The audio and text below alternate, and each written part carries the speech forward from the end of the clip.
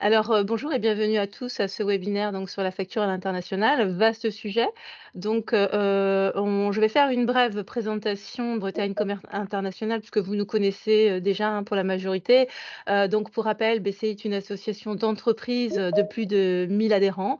C'est un outil régional de la CCI Bretagne, qui a été mis en place pour, aider les sociétés bretonnes, dans leur développement à l'international. Favoriser l'investissement étranger en Bretagne. Notre équipe, est répartie sur tout le territoire breton. Donc, nous sommes, différents conseillers internationaux dans vos CCI locales, donc sur tous les départements. Vous avez, également, des chargés d'affaires qui sont plutôt, sectoriels, donc qui vous accompagnent sur toutes ces questions-là. Nous travaillons aussi avec un réseau mondial de plus de 200 prestataires, agréés qui sont basés dans plus de 100 pays. Donc notre but, c'est de vous accompagner sur vos questions à l'international. Nous sommes à vos côtés sur tout ce qui est conseil stratégique, technique, et réglementaire.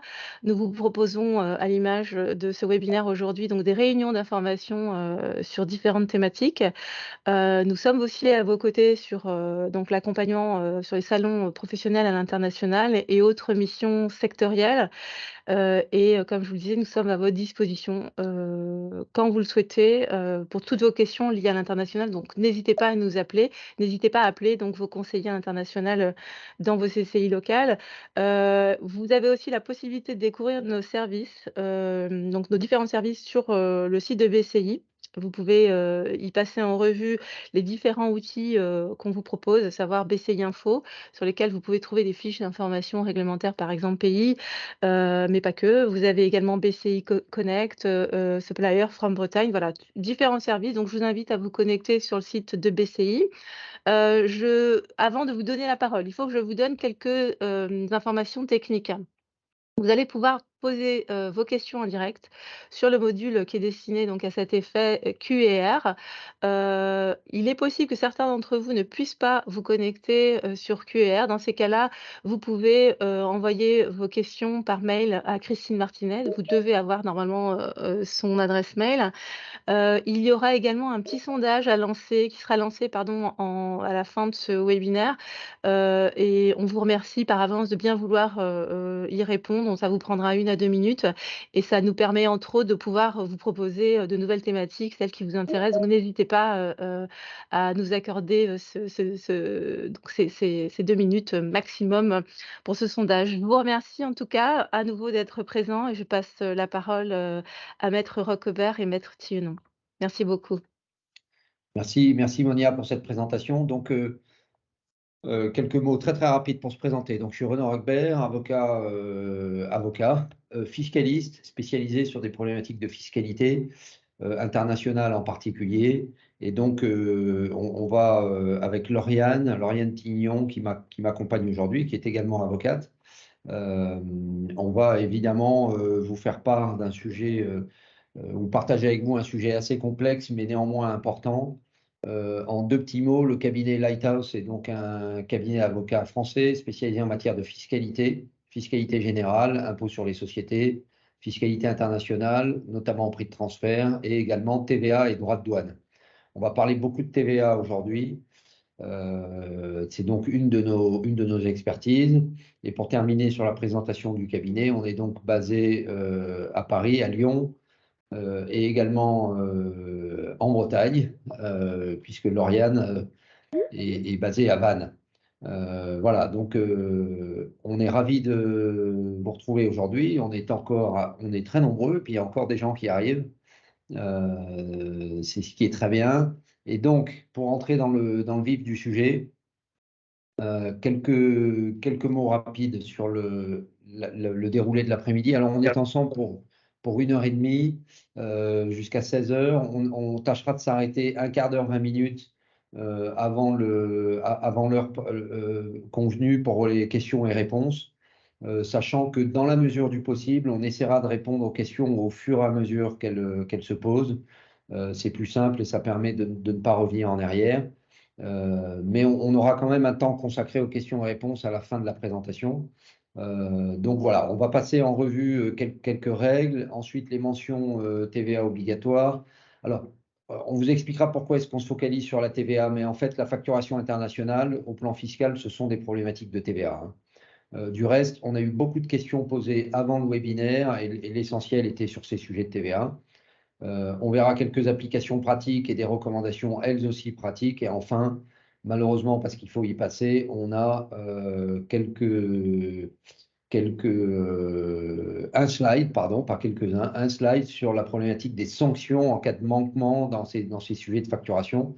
Malheureusement, et comme toujours dans notre beau pays, quand on fait mal les choses, on est sanctionné.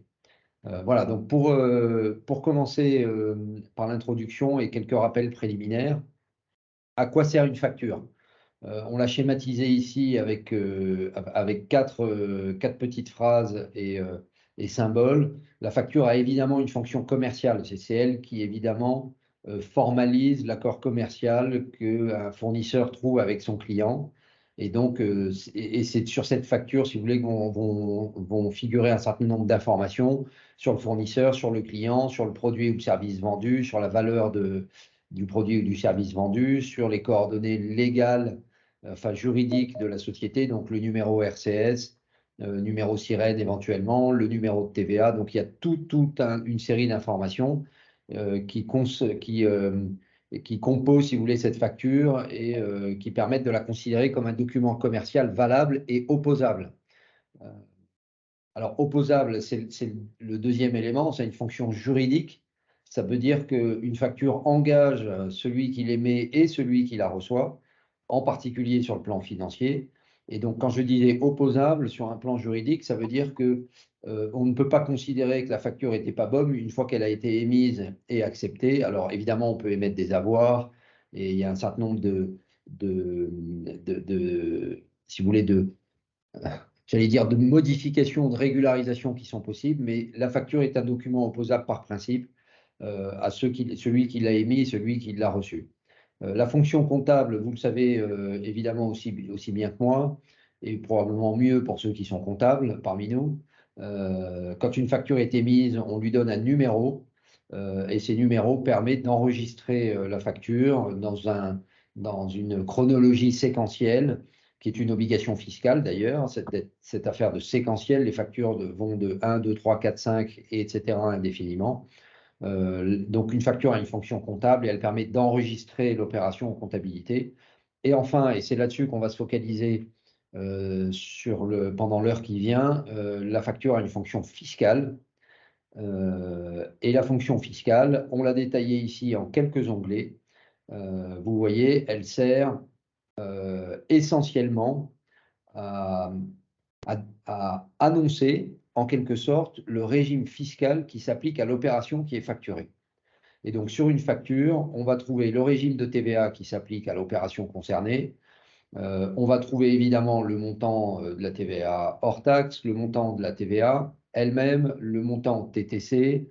On va avoir un certain nombre de références qui sont les références propres aux règles de facturation françaises. Pardon, je parle un peu dans le désordre de tout ce qui est mis là parce que, en fait, il y a beaucoup de choses et on va les voir hein, dans les minutes qui viennent.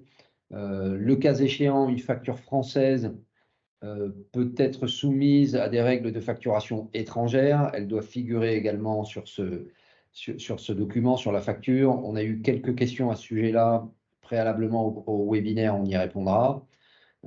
Et ce qui est le plus important finalement, c'est que la facture, elle permet vis-à-vis des autorités fiscales de justifier le régime de TVA qui est appliqué à une opération. Autrement dit, si la facture est émise hors taxe, il faut le justifier et on va le justifier par une référence spécifique à un article du Code général des impôts ou de la directive en matière de TVA. Et c'est cet article et c'est cette référence qui explique et qui justifie le régime de TVA qui a été appliqué. Et c'est fondamental en matière internationale. Sur le plan domestique, vous le savez, vous facturez en règle générale la TVA française, sauf exception très rare. Et donc, il n'y a pas de règles particulières. Enfin, il y a des règles à respecter, mais il n'y a pas d'enjeu particulier. À l'international, à partir du moment où il n'y a pas de TVA française facturée, il faut le justifier. Donc, la référence au texte de loi qui permet de ne pas faire figurer la TVA est évidemment fondamentale. Et vous devez aussi, à l'international, indiquer à votre client, quand vous êtes le client, ou votre fournisseur doit vous l'indiquer quand vous êtes fournisseur, pardon, vous devez indiquer pourquoi vous ne facturez pas la TVA, et quand vous êtes client, votre fournisseur doit vous indiquer ce que vous devez faire ce que vous devez appliquer comme régime de TVA. Vous voyez en bas à droite, là, il y a le terme autoliquidation. C'est un terme qui figure de plus en plus et qui est obligatoire sur beaucoup de factures, notamment quand vous facturez des services à des clients qui ne sont pas établis en France. Voilà.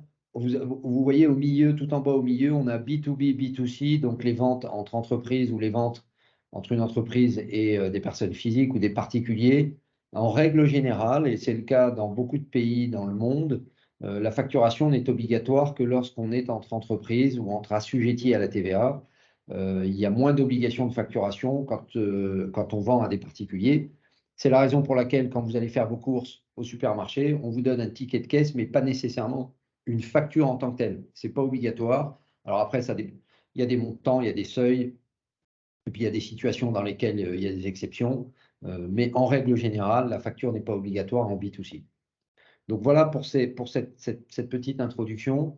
Un autre rappel préliminaire important, ou des rappels préliminaires importants, à quel moment est-ce que les règles de facturation françaises s'appliquent versus les règles de facturation de pays étrangers?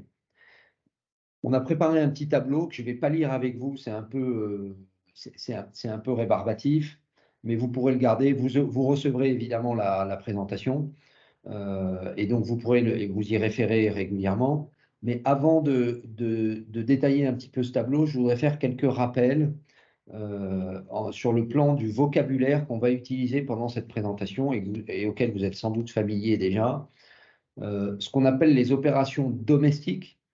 Donc, c'est le premier carré en haut à gauche, opération située en France. On appelle ça des opérations domestiques. Une opération domestique est une opération de biens, enfin vente de biens ou de prestation de services qui se déroule dans un seul pays de l'Union européenne. En France, en l'occurrence pour nous, une opération domestique.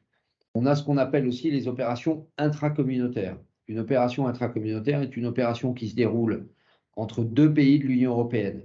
Vous vendez un bien depuis la France qui est livré en Allemagne, vous êtes dans une livraison intracommunautaire. En sens inverse, vous achetez un bien en France qui arrive de l'Allemagne, vous êtes dans une acquisition intracommunautaire.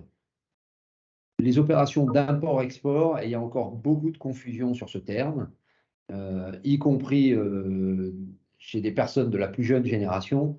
L'import-export, au plan fiscal, ce ne sont que des opérations qui ont lieu depuis ou vers des pays qui ne sont pas dans l'Union européenne. Donc, les États-Unis, la Chine, le Royaume-Uni depuis bientôt 3 ans, sont des pays qui sont hors Union européenne. Quand on vend vers l'Angleterre ou quand on achète depuis l'Angleterre, on parle d'export quand on vend, d'import quand on achète, mais on ne parle plus d'opérations intracommunautaires. Donc, encore une fois, les opérations intracommunautaires sont les opérations qui prennent place au sein de l'Union européenne, les 27 pays de l'Union européenne. Les opérations extracommunautaires prennent place ou import-export avec des pays qui sont tiers à l'Union européenne.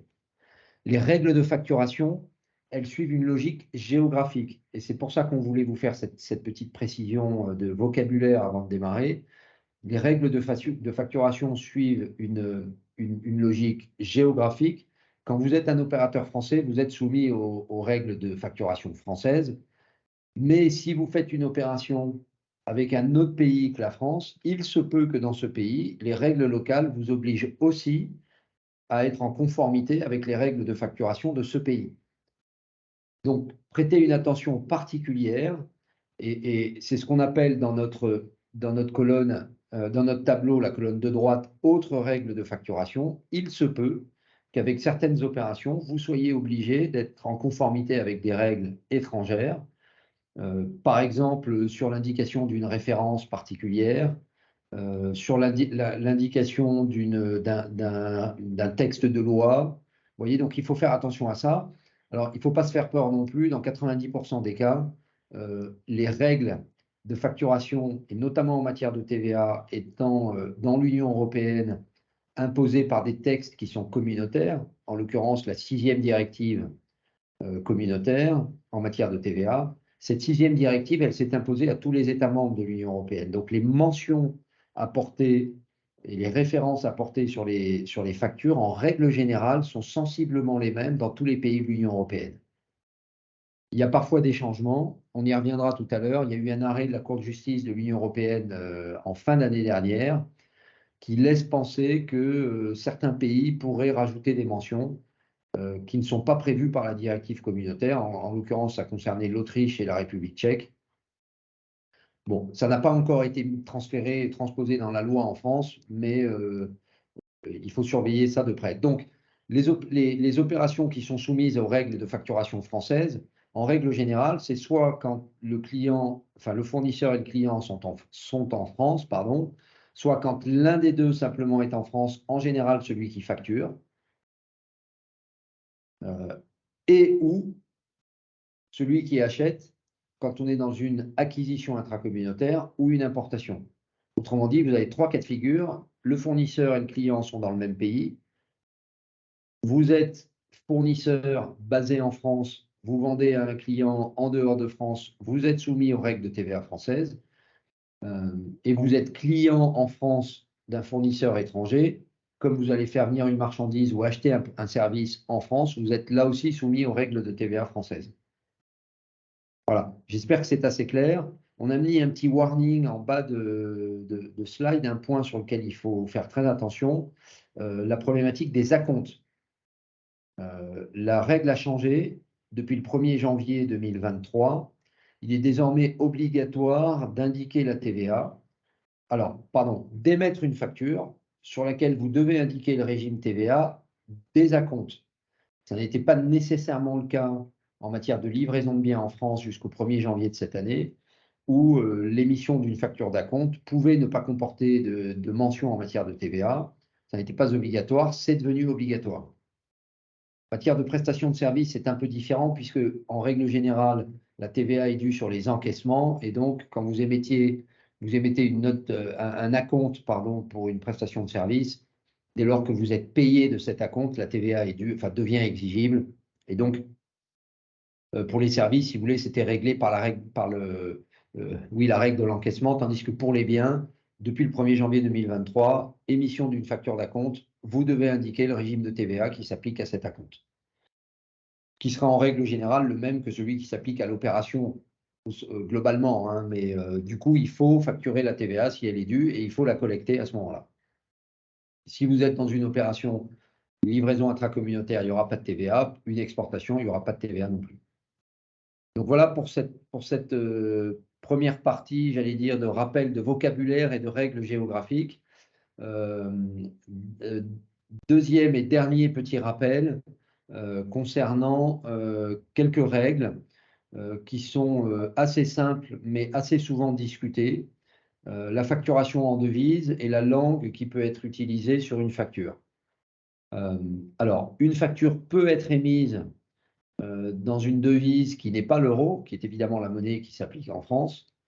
En revanche, et c'est très important, le montant de la TVA à payer doit toujours être indiqué en euros et le taux de change qui est appliqué doit être celui de la BCE, qui est donc la Banque Centrale Européenne, et c'est celui du dernier jour du mois précédent, celui au cours duquel vous émettez votre facture.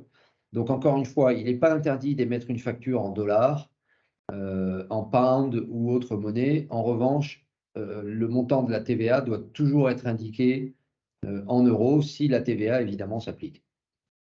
Enfin, concernant la langue, là aussi, une facture peut être rédigée dans une langue étrangère. Alors, le plus souvent, ce sera l'anglais, mais on peut imaginer évidemment l'allemand, l'italien, l'espagnol et autres.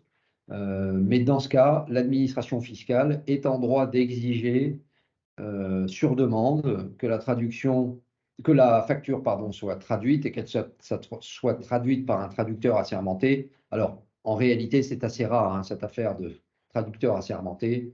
Dans la plupart des cas, les autorités fiscales se contentent d'une traduction simple, mais ça dépend de la langue. Voilà. On a eu le cas il n'y a pas très longtemps avec une facture en chinois. Évidemment, l'administration a demandé une traduction assermentée. Dans les principales langues, souvent, ça n'est pas le cas. Voilà, donc gardez en tête, devise étrangère ne pose pas de problème, une langue étrangère ne pose pas de problème, mais dans tous les cas, il faut que l'administration puisse comprendre ce qui s'est passé. Donc, quand il y a de la TVA, elle doit être convertie en euros avec le taux de la BCE, et une facture étrangère doit pouvoir être traduite sur demande de l'administration en cas de contrôle ou en cas de question. Voilà pour ces quelques rappels.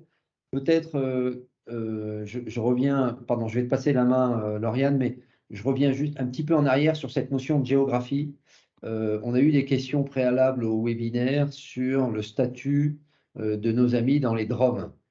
Vous savez qui sont les anciens DOM-TOM, donc les départements et régions d'outre-mer. Pour la TVA, les DROM sont considérés comme un territoire d'exportation.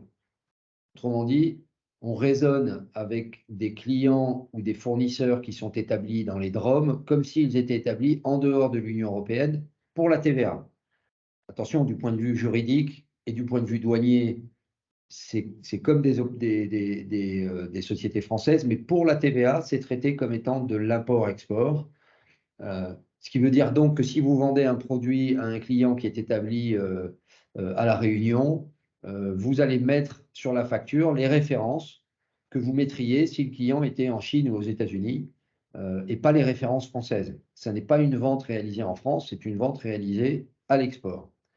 De la même façon, si vous achetez un produit en provenance de l'île de la Réunion, vous allez faire une importation en France et pas une acquisition intracommunautaire, et encore moins une acquisition domestique.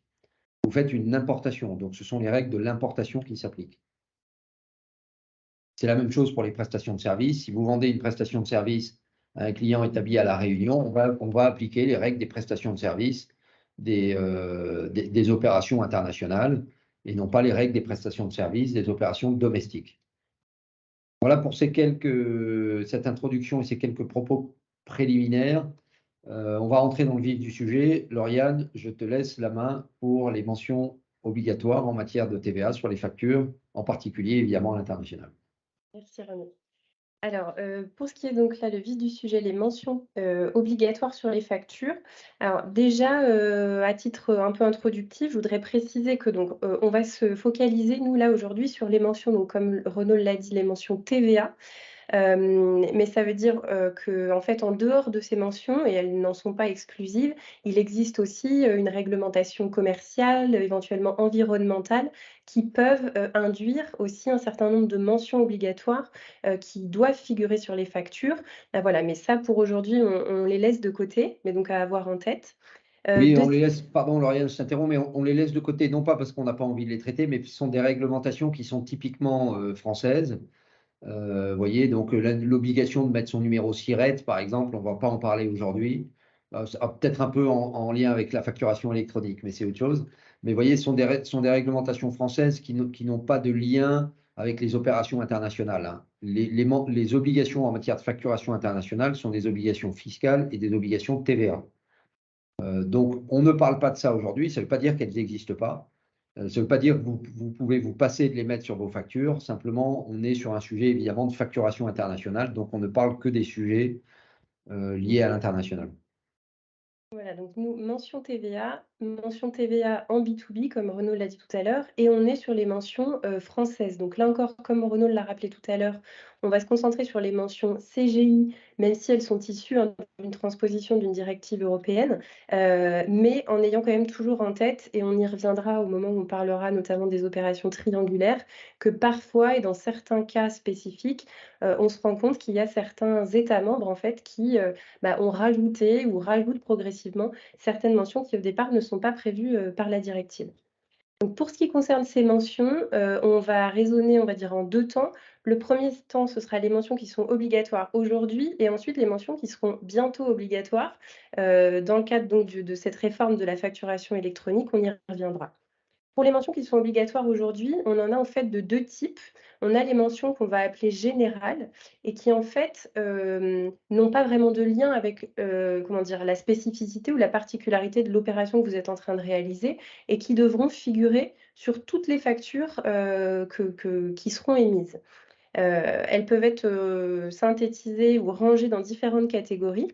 C'est un peu une liste à la Prévert, hein, mais donc cette première catégorie qui serait les données un peu générales, qui vont renvoyer par exemple au nom, à l'adresse du fournisseur et du client, au numéro de TVA, donc du fournisseur, également du client.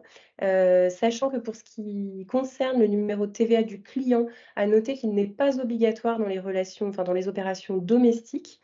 Alors en pratique, comme c'est généralement une donnée en fait qui est paramétrée dans le système, peu importe à la limite la nature de l'opération, si elle est domestique ou intracommunautaire, généralement ce numéro de TVA est renseigné.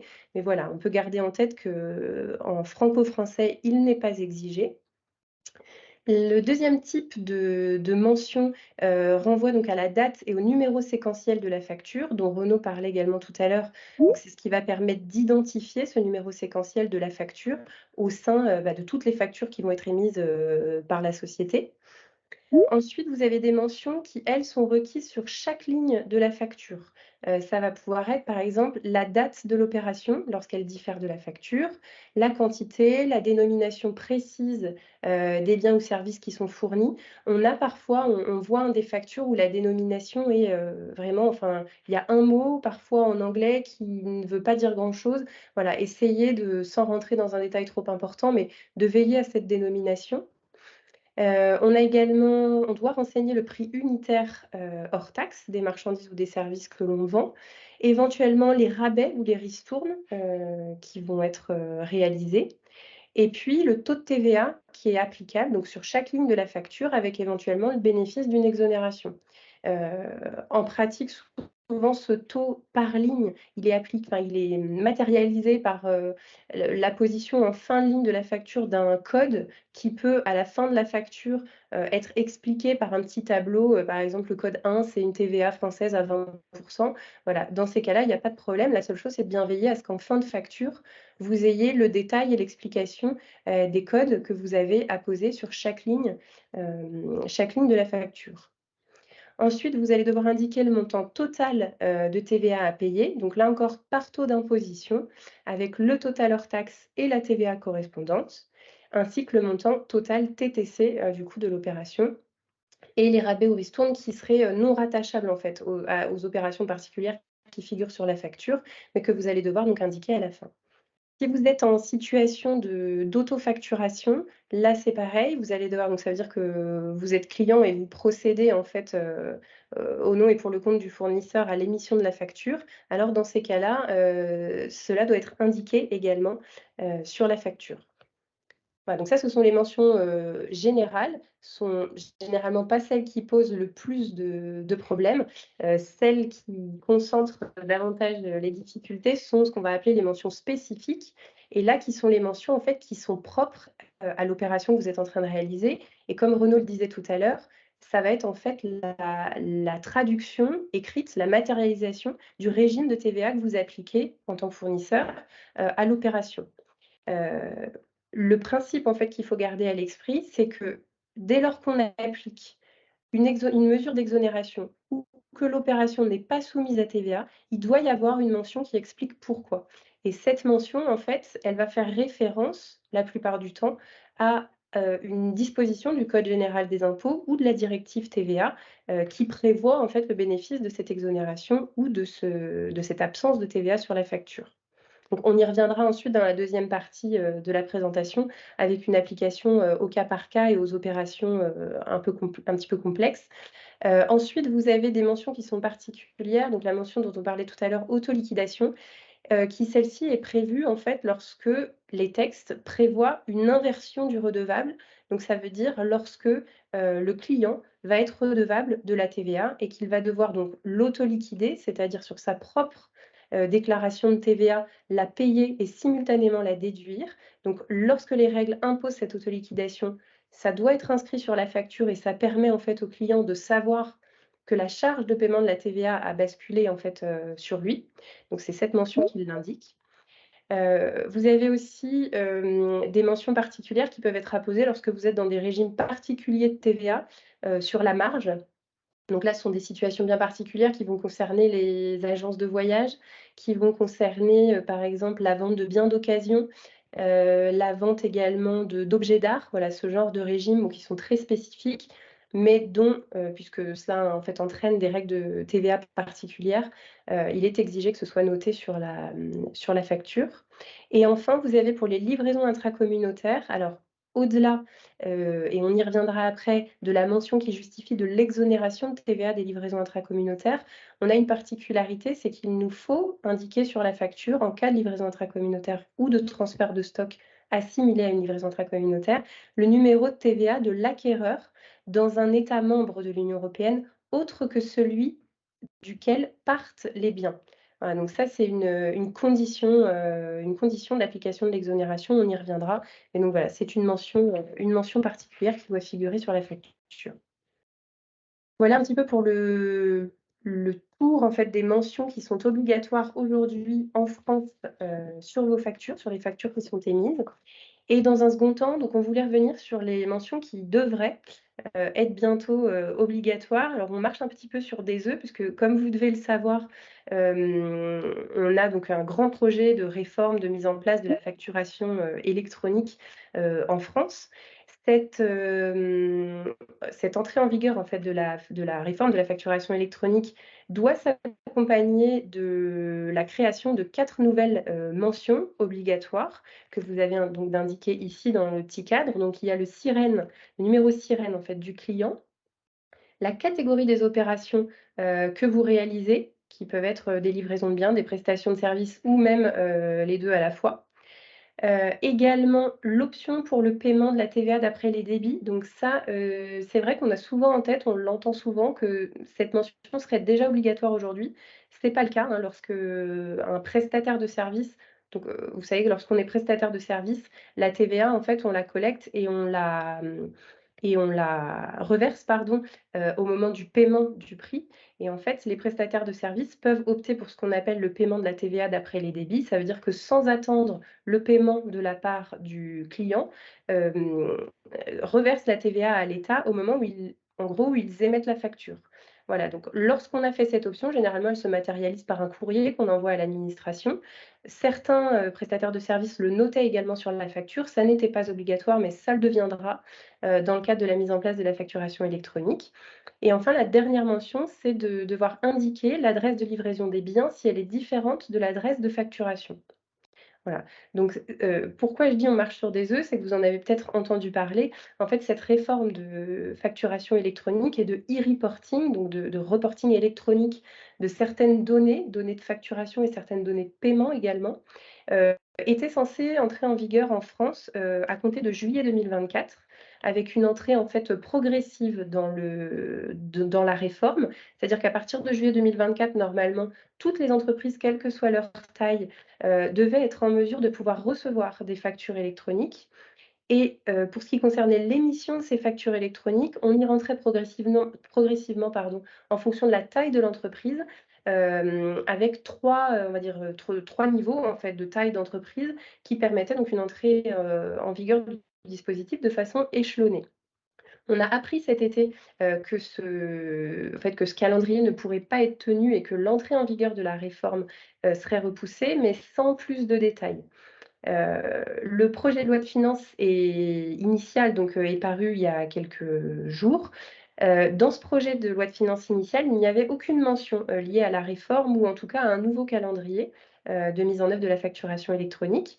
Et donc c'est tout récent, en fait, mardi, on a appris que le gouvernement avait déposé un amendement au projet de loi de finances en, donc dévoilant le nouveau calendrier.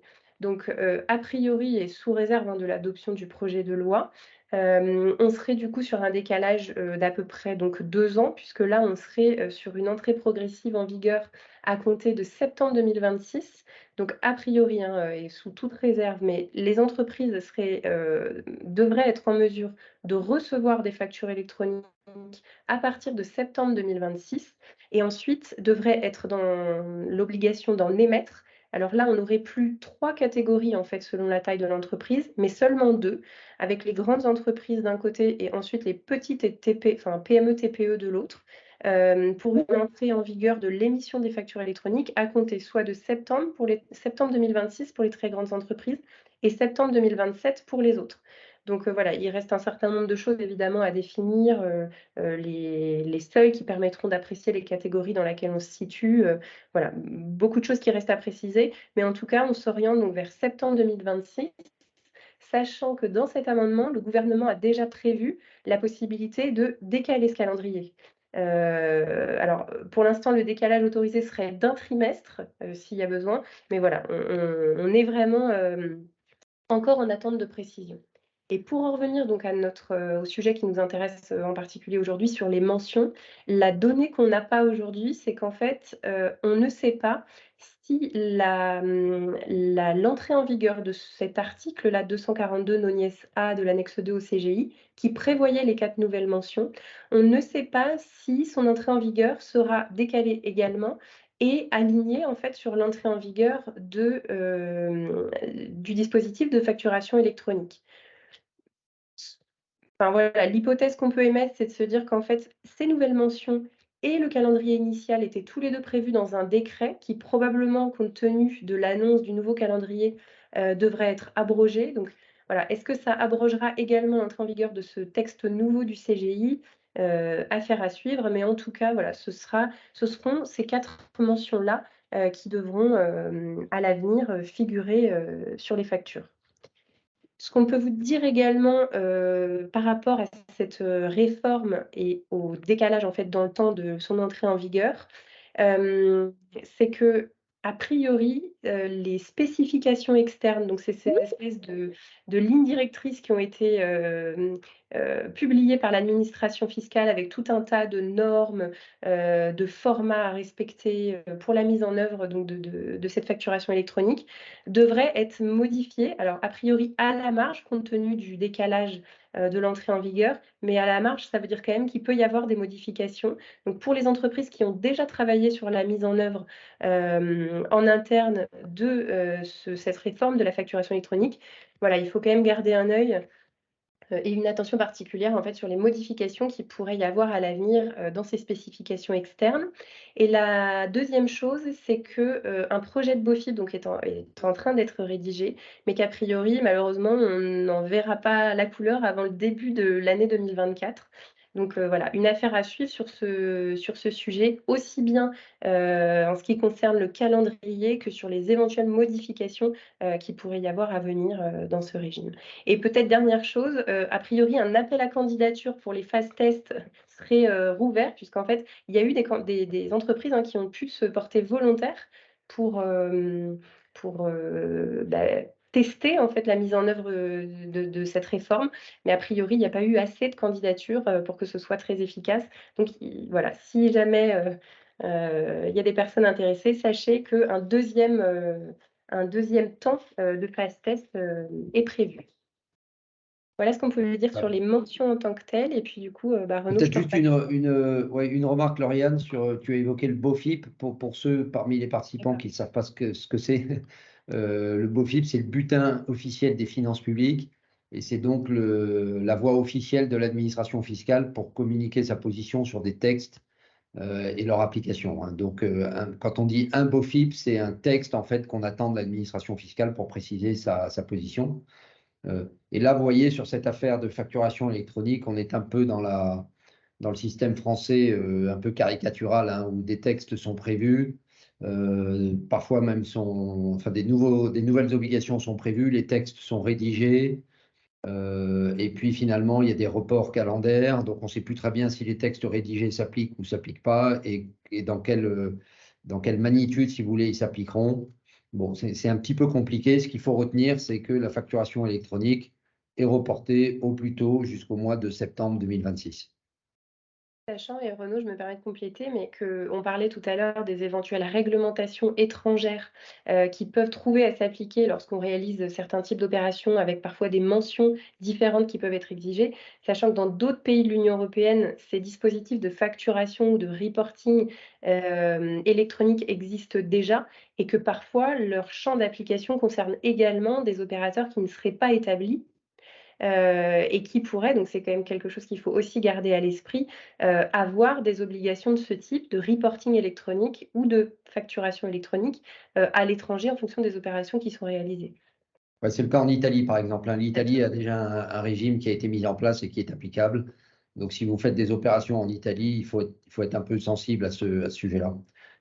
Peut-être avant de passer à la partie suivante, Lauriane, qui sont les applications pratiques de tout ce qu'on vient de se dire. Il y a eu quelques questions là dans les questions et réponses.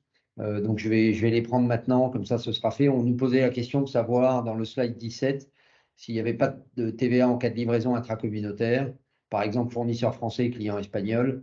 Alors oui, effectivement, il n'y a pas de TVA. C'est le premier exemple pratique qu'on va prendre, hein. Donc, on va y revenir dans quelques secondes. Il n'y a pas de TVA pour une livraison intracommunautaire depuis la France vers un autre pays de l'Union européenne.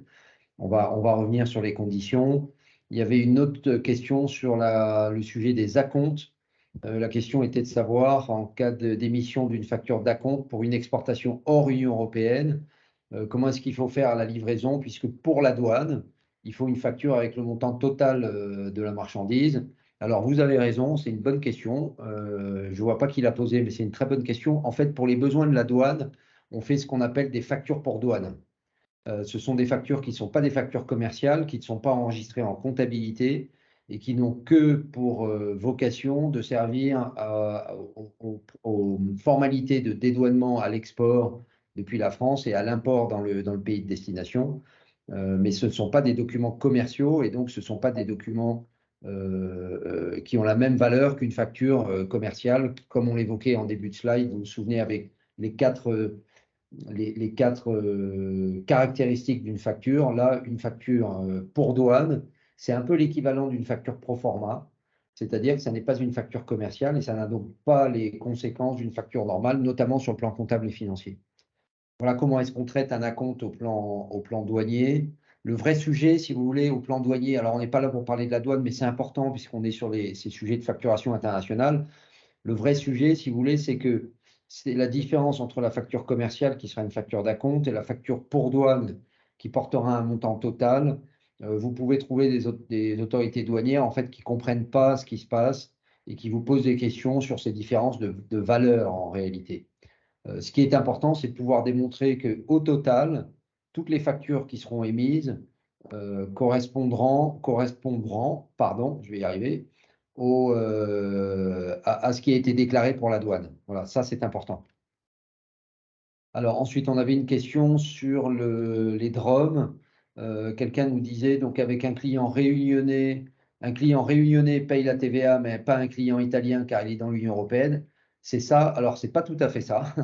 En fait, un client réunionnais va payer la TVA, mais il va payer la TVA à la Réunion au moment de l'importation du produit à la Réunion. Un client italien va auto-liquider la TVA à réception de la facture du fournisseur français qui sera émise hors taxe. Le client italien va auto-liquider la TVA italienne. Donc, il n'y a pas de facturation, il n'y a pas de TVA sur la facture du fournisseur français. Il n'y a pas de TVA non plus sur la facture du fournisseur français vers un client réunionnais. Et le client réunionnais va payer la TVA à l'importation. Autrement dit, dans les deux cas, il y a le paiement de la TVA, mais ce ne sont pas les mêmes modalités de paiement pour le client. On avait également une question, alors toujours sur les DROM. Quelqu'un nous disait, pour les DOM, ce sont des opérations françaises non imposables, et pour les TOM, des exportations. Est-ce que ça a changé? En fait, ce qu'on appelait les DOM-TOM à l'époque, et donc les DROM maintenant, en fait, ont toujours été considérés comme des territoires d'exportation pour la TVA. Pour la TVA, hein. Donc, ce n'était pas des opérations françaises non imposables, c'était des opérations d'exportation, et ça l'est toujours. Alors, c'est une différence linguistique parce qu'en fait, le traitement TVA elle-même, il n'y en a pas. C'est simplement les lignes de la déclaration de TVA à renseigner qui ne sont pas les mêmes. Mais pas d'impact en matière de TVA. Donc voilà sur ces questions pour la première partie. Lauriane, si tu veux bien aller au slide donc, 23 pour les applications pratiques. Alors, la première application pratique, et on va passer une bonne demi-heure, enfin une petite demi-heure sur ces sujets-là. Donc c'est maintenant qu'il faut être attentif.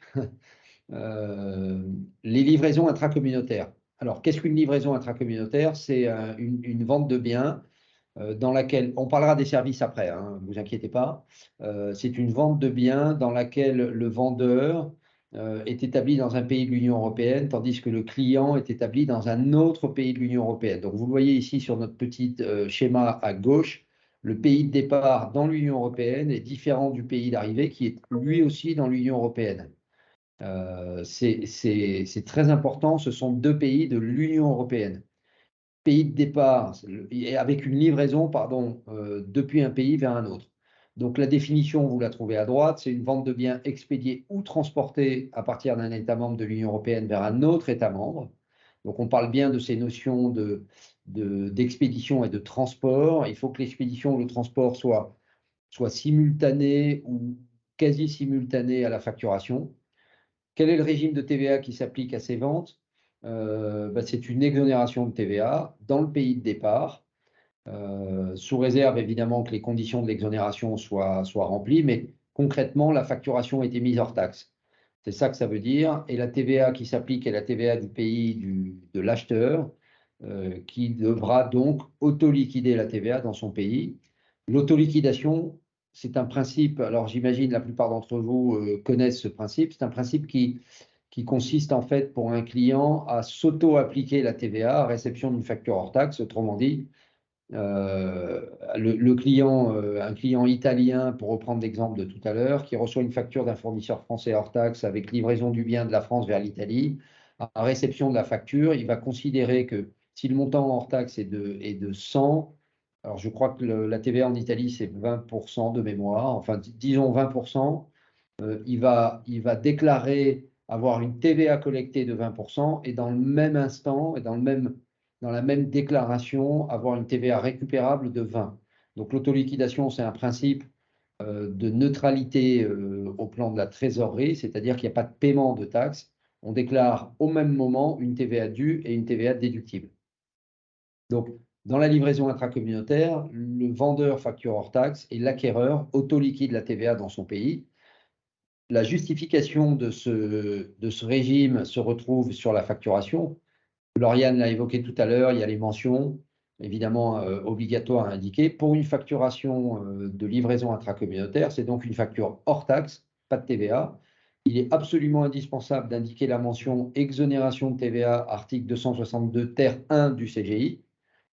Attention, l'article 262 ter 1 du CGI, il faut bien mettre ce ter 1 parce que l'article 262, il vise un autre régime qui n'est pas le même.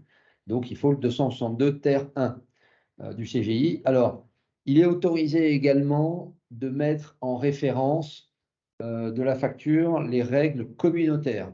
Autrement dit, les règles de la directive communautaire, la fameuse 6e directive que j'évoquais il y a quelques minutes. Et l'équivalent de l'article 262 ter 1 du Code général des impôts, c'est l'article 138 de la directive 2006-112 CE. Voilà, donc vous pouvez indiquer l'un ou l'autre, éventuellement les deux, si ça vous paraît pertinent. Nous, on recommande plutôt, si vous voulez, d'indiquer l'article de la directive communautaire parce qu'il sera compris par votre client. Votre client, l'article 262 ter 1 du CGI, il ne sait pas ce que c'est.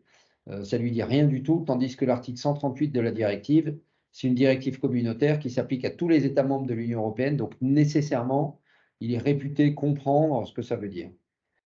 Et on fera la même remarque pour toutes les opérations internationales pour lesquelles il y a des références de la directive communautaire qui sont aussi valables que les références françaises, donc pas d'inquiétude là-dessus. Ensuite, évidemment, c'est très important, il faut indiquer le numéro de TVA du client dans l'État membre dans lequel vous allez lui livrer la marchandise. Ça, c'est fondamental. Si vous n'avez pas le numéro de TVA de votre client, la facturation est en TVA française. On a eu un cas récemment avec un de nos clients qui a enregistré un client donc fournisseur français, qui a enregistré un client, alors de mémoire, je crois que c'était au Luxembourg, mais le fournisseur français n'a pas obtenu le numéro de TVA luxembourgeois de son client, donc on a recommandé de facturer la TVA française.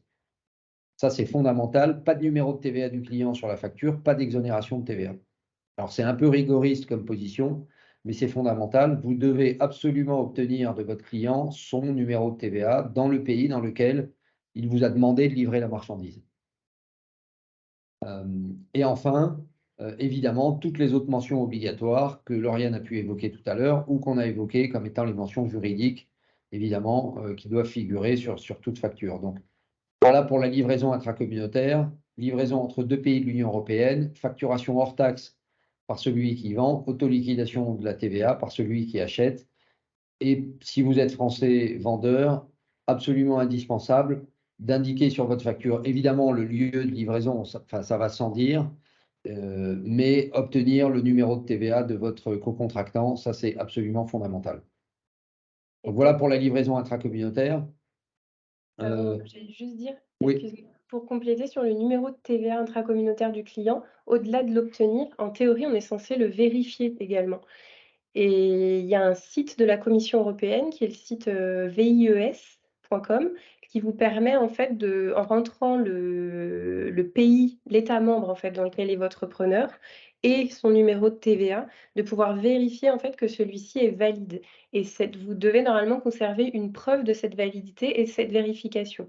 Donc ça peut être ça, un document que vous gardez dans vos dossiers et qui voilà, qui vient, enfin qui prend part en fait aux preuves que vous réunissez pour pouvoir appliquer l'exonération de TVA sur la livraison intracommunautaire. Oui. Donc, alors, le site en question, vous trouvez ça sur le site de l'Union européenne et c'est la base qui s'appelle VIES, VAT Identification, je ne sais plus le ES, mais oui, c'est pas vies.com, hein. Attention, ça c'est autre chose. Mais c'est, enfin de mémoire, hein, mais en tout cas, vous allez sur le site de l'Union européenne et là, vous allez trouver en fait une référence ou plus simplement, vous allez sur Google ou un autre navigateur et vous tapez numéro de TVA, validation, et vous serez renvoyé vers ce site qui est assez connu. Ça c'est important hein, parce que pour ceux qui connaissent, et vous le savez déjà, mais en fait, ça vous dit si le numéro de TVA est valable ou pas.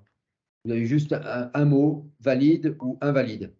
Et donc, si vous avez un client avec un numéro de TVA invalide, évidemment, c'est drapeau rouge et il faut retourner vers le client pour lui demander un numéro de TVA valide. Et comme le disait Lauriane, Renaud, Oui, pardon. excusez-moi, en tapant VIES sur Google, on arrive directement, c'est la première proposition. Ah, vous y Hein, arrivez, ok. ouais, c'est ec.europa.eu.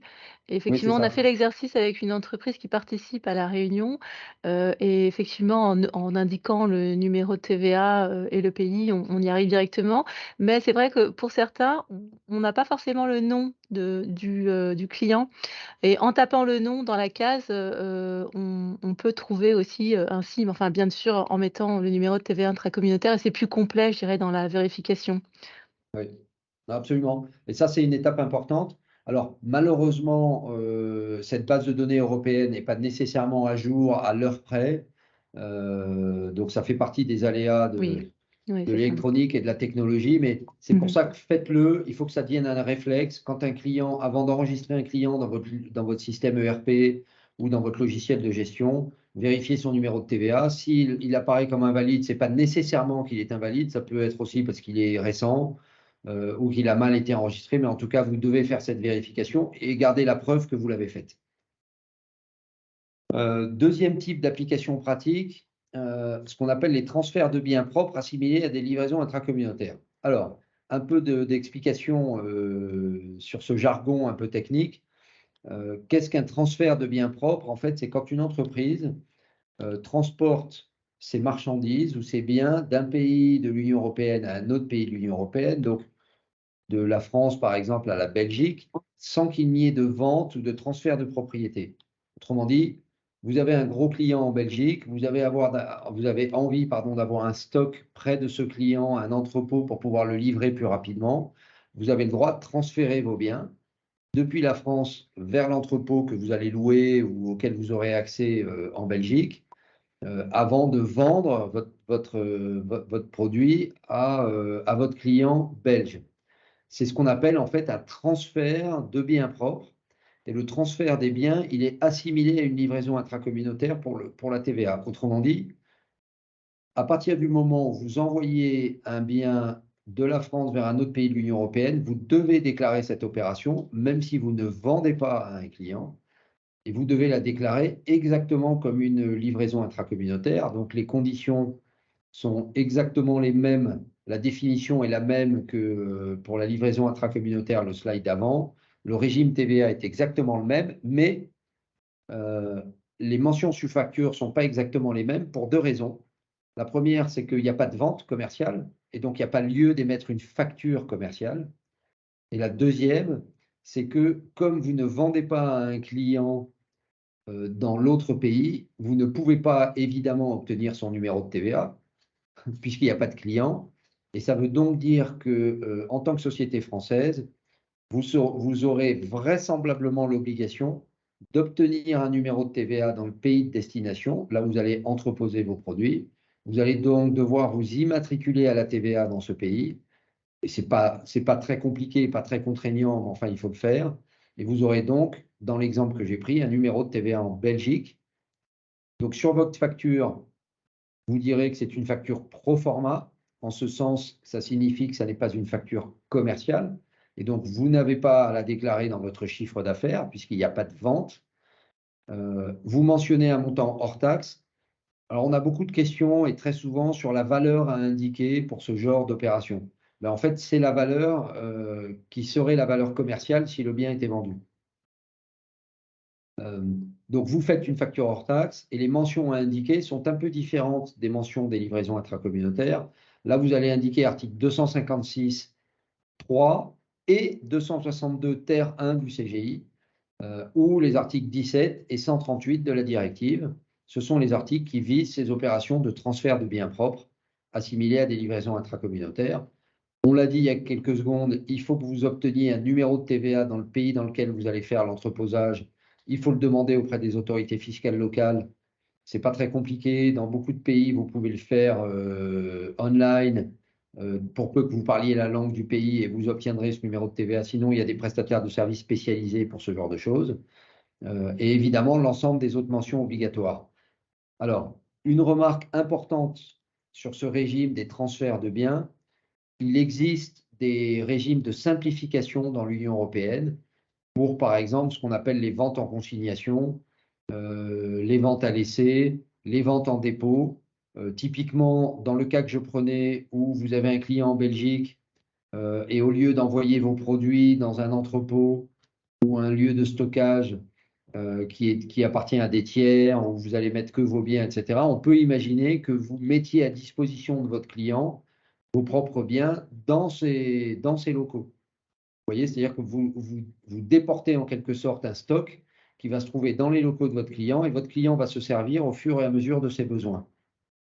Dans ce cas-là, on échappe à ces règles de transfert de biens si un certain nombre de conditions sont remplies. Alors, on ne les a pas détaillées aujourd'hui parce que, en fait, ça ne représente pas, si vous voulez, de conditions de facturation spécifiques. Ce sont les circonstances de fait qui vous font tomber dans une situation ou dans une autre. Gardez en tête que si vous êtes dans les modalités d'une vente en consignation, vous allez probablement échapper à ces règles qu'on vient d'évoquer qui sont propres au transfert de biens, qui sont des transferts dans lesquels il n'y a pas de vente sur le plan juridique de la marchandise. Et qu'on n'est pas sûr d'ailleurs que les produits seront vendus un jour. Contrairement à la vente en consignation, où vous les mettez en dépôt chez votre client et il les prélève au fur et à mesure de ses besoins, donc il y aura une vente. Voilà pour cette application pratique. La suivante, les exportations. Vous vous souvenez, tout à l'heure, on a dit, pour la TVA, en fait, il y a plusieurs types d'opérations. Il y a les opérations domestiques, elles ont lieu en France. Les opérations intracommunautaires, on vient d'en parler, c'est celles qui ont lieu entre la France et un pays de l'Union européenne. Les exportations sont les opérations qui ont lieu entre la France et un pays hors Union européenne. Que ce soit la Chine, les États-Unis, le Royaume-Uni ou un pays d'Afrique, les règles sont les mêmes. Les règles sont exactement les mêmes. Et donc, vous avez un pays de départ qui est alors, on a fait une petite erreur, là, ça arrive, une petite coquille dans ce slide, la phrase en bleu sous le schéma qui dit pays de départ hors Union européenne, différent du pays de départ Union européenne, en fait, c'est l'inverse. Donc, on va le corriger évidemment dans la version finale que vous aurez. Pardon pour cette petite coquille. Donc, on a un pays de départ dans l'Union européenne, un pays de départ hors Union européenne. Dans notre exemple, le pays de départ est la France. Donc la définition, je viens de vous la donner. Le régime de TVA, il est très simple, c'est une vente exonérée de TVA. C'est-à-dire que vous, fournisseurs français, vous n'avez pas à facturer la TVA sur cette opération. Et donc, vous émettez une facture hors taxe. Les mentions à mettre sur la facture sont très différentes des mentions, pas très, sont assez différentes des mentions sur les opérations intracommunautaires, puisque les règles ne sont pas les mêmes. Alors là, vous voyez, vous allez sourire, vous allez dire, ah, voilà encore ces avocats techniciens, ils nous disent que les règles ne sont pas du tout les mêmes. En fait, la mention est la même, il y a marqué exonération de TVA, article 262.1 du CGI. Oui, mais je vous l'ai dit tout à l'heure, l'article 262 ter 1 du CGI, c'est pour les livraisons intracommunautaires. L'article 262.1 du CGI, c'est les exportations. Donc ça, c'est, pardon de vous ennuyer avec ce type de détails, mais c'est fondamental. Si vous mettez sur une facture article 262 ter 1, vous dites à l'administration fiscale et à votre client, je suis en livraison intracommunautaire. Si vous mettez l'article 262.1, vous indiquez à votre client et à l'administration fiscale que vous êtes en exportation. C'est important parce que s'il n'y a pas de TVA dans les deux cas, ça ne se déclare pas dans les mêmes lignes de la déclaration de TVA. Et en plus, quand on est en livraison intracommunautaire, il y a les obligations de déclaration EMEBI et état récapitulatif, pour lesquels on a déjà fait un webinaire d'ailleurs il y a quelques semaines ou il y a quelques mois avec BCI. Voilà, donc faites attention à cette mention et dans la directive, c'est l'article 146, 1 de la directive et pas l'article 138 qu'on a mentionné tout à l'heure pour les opérations intracommunautaires. Et enfin, il n'y a pas ici d'obligation d'avoir un numéro de TVA du client puisqu'il y a des pays dans le monde dans lesquels il n'y a pas de TVA et donc il n'y a pas de numéro de TVA. Donc ça n'est pas une obligation et ça n'est pas une condition pour l'exonération de l'exportation. En revanche, et c'est indépendant de la facture, il faut absolument être indiqué comme exportateur sur le document d'exportation. Le document d'exportation, c'est quoi? C'est un document émis par les douanes qui va indiquer le lieu de départ et le lieu d'exportation, l'exportateur, la valeur de la marchandise, le poids, etc. Et donc, vous devez être indiqué comme exportateur. C'est le document qui justifie de l'exonération de TVA. On a le droit d'apporter des preuves alternatives. Elles sont prévues par l'article 74, annexe 3 du Code général des impôts, pour ceux que ça intéresse d'aller dans la technique. Mais clairement, le document d'importation est le document principal qui fait foi pour l'exonération. De même que tout à l'heure, on vous disait il faut le numéro de TVA de votre client. Là, il faut être indiqué comme exportateur dans le document d'exportation. Il faut donc donner des instructions extrêmement claires à vos transitaires et à vos transporteurs pour que ce soit le cas. Autre application pratique, la troisième, les opérations dites triangulaires. Alors, on va appliquer sensiblement les mêmes règles que dans les opérations intracommunautaires qu'on évoquait tout à l'heure, sauf qu'il y a 3 pays de l'Union européenne qui sont concernés. Et là, ici, évidemment, comme on parle des règles de facturation, on a mis la France au milieu. Alors oui, pardon, on n'évoque pas les acquisitions intracommunautaires ou les importations en France, puisqu'on est sur les règles de facturation. Quand vous achetez un produit qui vient de l'Union européenne ou hors Union européenne, ce n'est pas vous qui facturez. Vous recevez une facture. Et donc, les mentions à mettre sur les factures, ce n'est pas votre responsabilité. D'accord? C'est pour ça qu'on ne parle que des ventes ici, dans lesquelles une société française vend. Dans le cas d'espèce ici, donc on a un pays de départ de la marchandise, un pays d'arrivée de la marchandise qui est différent, et on a au milieu un intermédiaire, en l'occurrence ici français. On a donc A en Allemagne qui vend à B en France, lequel vend à C en Espagne, mais la livraison et la marchandise pardon, est livrée directement de l'Allemagne à l'Espagne. Vous voyez, c'est ce qu'on appelle une opération triangulaire. Il y a des règles spécifiques qui s'appliquent à ces opérations. Je vous laisserai les relire en détail quand vous aurez les slides, mais en 2 mots, c'est une opération qui est complètement exonérée de TVA pour A qui facture à B et pour B qui facture à C, c'est-à-dire qu'il y a émission d'une facture hors taxe. Celle qui nous intéresse ici est la facture numéro 2 entre B et C, donc sur la droite du slide, de la page. Et donc, c'est une facturation avec la mention évidemment hors taxe et une mention spécifique, celle de l'article 141 de la directive ou 258 D1 du CGI, que vous devez indiquer sur cette facture. Et donc, ça, c'est dans le cas où vous achetez pour revendre et vous demandez au fournisseur de livrer directement votre client. On recommande, nous, de mettre une annotation pour préciser qu'il s'agit d'une opération triangulaire. Et enfin, votre acheteur C en Espagne procédera à l'autoliquidation de la TVA, mais ça, c'est sa responsabilité. Voilà, donc les règles pour le français sont sensiblement les mêmes que pour une livraison intracommunautaire, mais la mention n'est pas la même. Application pratique suivante. Je sais pas, Renaud, si tu voulais qu'on parle à ce stade, tu sais, de l'arrêt de la CJUE là, que tu as évoqué Alors peut-être, vas-y Lauriane, ouais, je te laisse le faire. J'accélérais un peu parce qu'il est déjà… Ok. Le temps passe vite, mais vas-y, vas-y. Je fais vite. En fait, c'est un arrêt qui est assez intéressant, donc un arrêt de la Cour de justice de l'Union européenne qui date de décembre de l'année dernière et en fait qui traduit bien du fait qu'il peut y avoir et qu'il faut faire quand même attention aux législations étrangères, même si on reste au sein de l'Union européenne. Pour faire vite, en fait, dans cette affaire-là, on avait, je crois que c'était l'Autriche qui se situait en État membre 2, donc à la place de la France, là, sur le schéma. Et on avait une société établie en Autriche qui facturait, qui envoyait sa facture numéro 2 à un client qui était en République tchèque. Et les biens venaient directement en État membre A du Royaume-Uni, qui était à l'époque encore au sein de l'Union européenne. Et en fait, le contentieux, il portait sur cette facture numéro 2 entre B et C, puisque la législation autrichienne impose, en plus de la mention à l'article de la référence à l'article 141 de la directive, imposait de mentionner sur la facture autoliquidation pour en fait s'assurer que C, donc qui là est en République tchèque, ait bien compris en fait que c'est à lui d'autoliquider la TVA, alors même que cette mention n'est pas exigée par la directive. Et en fait, la Cour de justice Et donc, du coup, comme cette mention n'était pas inscrite, l'Autriche, État membre 2, a dit, en fait, C n'est pas au courant que dans son pays, en République tchèque, il doit autoliquider la TVA. Donc, moi, j'applique la TVA de mon pays, donc je réclame la TVA autrichienne. Et la Cour de justice de l'Union européenne a validé cette législation autrichienne qui, en fait, allait plus loin que la directive et a même validé également le point de la législation autrichienne qui disait que cette absence de mention ne peut pas être régularisée.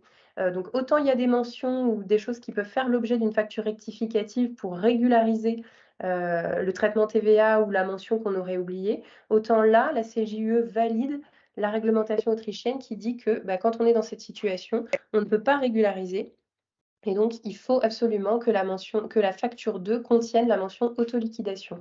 Et ce qui est intéressant, c'est qu'à l'issue de cet arrêt de décembre 2022 de la CJUE, il y a plusieurs États. Alors, moi, j'ai notamment en tête la Belgique, où du coup, c'est obligatoire depuis le 1er janvier 2023 de faire apparaître, sous peine de se voir refuser en fait le bénéfice du régime de simplification applicable aux opérations triangulaires. Si on n'a pas cette mention autoliquidation en Belgique, alors on ne peut pas appliquer la simplification et ça entraînera pour B des obligations soit dans A, soit dans C, des obligations d'immatriculation et ou de paiement de la TVA.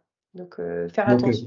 Ouais, merci Lauriane. Pas de panique à ce stade, c'est toujours pas transposé en droit français, mais gardons en tête que la Cour de justice de l'Union européenne, donc la CJUE, évidemment, est une cour dont les jugements, si vous voulez, s'imposent à la France comme à tous les autres pays de l'Union européenne, hein, comme si c'était une cour française. Donc, c'est affaire à suivre d'assez près. Gardez en tête que quand même la règle, c'est quand vous facturez la troisième partie à cette affaire, c'est une facturation hors taxe, article 141 de la directive. Donc le cas suivant, qui est le dernier cas en matière de vente de biens, ce sont les ventes en franchise de TVA. Alors je ne sais pas si vous êtes familier avec ça, et compte tenu du nombre de personnes qui assistent à ce webinaire, on est plus de 150, hein, je crois, on ne peut pas évidemment revenir trop dans le détail. Vous savez qu'il existe une disposition en droit français, c'est l'article 275 du Code général des impôts, qui prévoit que un fournisseur français peut facturer son client français. Donc, on est dans une opération domestique qui, normalement, doit être soumise à la TVA, mais qui, en vertu de l'article 275, peut être exonérée de TVA si certaines conditions sont remplies. Autrement dit, vous achetez un bien vous facturez en l'occurrence un bien à votre client français, il peut vous demander de facturer hors taxe si vous le fournissez un certain nombre de documents à l'appui de sa demande. Donc, bon, la définition, vous le voyez, c'est une disposition qui permet aux entreprises de pouvoir acquérir en franchise de TVA des biens ou des services. Et ce sont des biens ou des services qui vont être destinés à des livraisons intracommunautaires ou à des exports. Autrement dit, votre client français, s'il vous achète un bien qui va incorporer dans un autre produit, lequel sera lui vendu en dehors de France, il est autorisé à vous demander de le facturer hors taxe. Ce qui peut être évidemment un avantage sur le plan de la trésorerie qui est significatif, puisque vous n'allez pas lui facturer les 20% de TVA française qui devraient normalement s'appliquer. C'est ce qu'on appelle une opération en franchise de TVA. Il y a un certain nombre de conditions à remplir. On n'y revient pas ici, ce serait un peu trop long, mais notamment, vous devez recevoir un certificat d'achat en franchise de la part de votre client. N'oubliez pas de lui demander, c'est fondamental. Sur le plan de la facturation, qui est le sujet qui nous préoccupe, facture donc hors taxe, avec la mention TVA non applicable, article 275 du CGI ou article 164 de la directive. Et puis évidemment, l'ensemble des autres mentions obligatoires. Et on l'a mis en gras et en noir. Il vous faut les attestations préalablement à l'opération que doit vous fournir votre client. Autrement dit, si un client vous demande de le facturer hors taxe pour une livraison de biens en France, vous devez refuser, sauf à recevoir ces certificats et ces attestations qui sont en plus validés par les autorités fiscales françaises. Donc c'est quelque chose de très formel. Ce n'est pas un papier en tête sur lequel il vous dit « je suis autorisé à te demander de me facturer hors taxe ». Ce n'est pas comme ça que ça se passe. C'est quelque chose de très formel avec le visa des autorités fiscales françaises. Donc voilà pour les ventes intracommunautaires ou internationales. Lauriane, je te repasse la main pour les prestations de services. Oui. Donc sur les prestations de services, on va se concentrer ici sur la règle générale en fait d'imposition des prestations de services. C'est-à-dire que les prestations de services qui sont rendues en B2B sont taxées au lieu d'établissement du preneur, donc du client. Ça trouve deux applications en pratique. C'est un, lorsque le client est situé dans un autre État membre de l'Union européenne. Donc c'est sur cette slide, on parle de prestations de services intracommunautaires. Donc vous voyez dans la définition, on est sur une prestation de service qui est réalisée par un prestataire qui est établi, donc par exemple dans notre exemple en France, au profit d'un client, donc d'un preneur qui est établi, lui, dans un autre État membre de l'Union européenne. La règle d'imposition dans ces cas-là, c'est que c'est taxable donc au lieu d'établissement du preneur dans l'autre État membre de l'Union européenne et le redevable de la TVA, c'est ce preneur qui va donc, on est revenu dessus plusieurs fois sur cette notion d'autoliquidation, autoliquider la TVA dans son pays. En pratique, ça donne lieu du coup à l'émission d'une facture hors taxe sur laquelle on va devoir mentionner donc cette autoliquidation. Alors en théorie, on n'est pas obligé d'associer à la mention autoliquidation une référence à un texte. La mention autoliquidation peut suffire, mais voilà, si on veut, ça permet de s'y retrouver. L'article du CGI qui fonde ce régime-là, c'est l'article 251.1 du CGI ou 44 et 196 de la directive TVA. Comme pour tout à l'heure, quand on parlait des livraisons intracommunautaires, par exemple, il vous faut le numéro de TVA intracommunautaire du client. Pensez toujours à aller le vérifier et à conserver une trace de cette vérification. Et plus toutes les autres mentions obligatoires qu'on a évoquées précédemment. Maintenant, lorsque le preneur, donc exactement la même situation, mais le preneur, il est situé en dehors de l'Union européenne. Là, la règle de territorialité, c'est-à-dire le lieu d'imposition, c'est comme lorsqu'on est dans un contexte intracommunautaire, l'opération est taxée au lieu d'établissement du preneur si dans ce pays il existe un système de TVA, mais quoi qu'il en soit, c'est non imposable en France. On est en dehors du système de TVA français, en dehors du système de TVA intracommunautaire, et ça va se traduire par l'apposition sur la facture, alors déjà par l'émission d'une facture hors taxe, donc sans TVA, mais également par l'apposition de la mention qui est TVA française non applicable, article 251 toujours du CGI, qui donc permet de justifier le fait qu'on n'applique pas de TVA française sur cette facture-là. Et il vous faut par ailleurs également toutes les autres mentions obligatoires dont on a déjà discuté. Voilà. Renaud, je continue? Oui, vas-y. Pardon.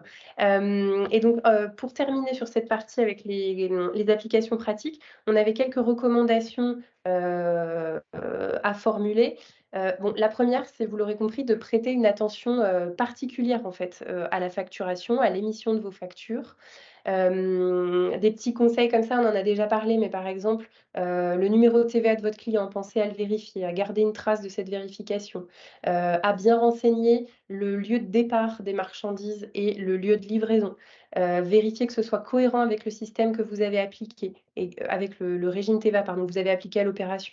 Par exemple, si vous avez un lieu de départ France avec un lieu d'arrivée des marchandises en France, a priori, sauf exception, et dans ces cas-là, une mention en fait doit l'expliquer et le justifier. A priori, vous n'allez pas émettre une facture hors taxe. Pareil, si vous avez un lieu de départ France, un lieu d'arrivée dans un autre État membre de l'Union européenne, vous n'allez pas, a priori, émettre une facture TTC, ou là encore, et sauf exception, mais il faudra qu'une mention explique en fait le régime particulier de TVA que vous avez appliqué.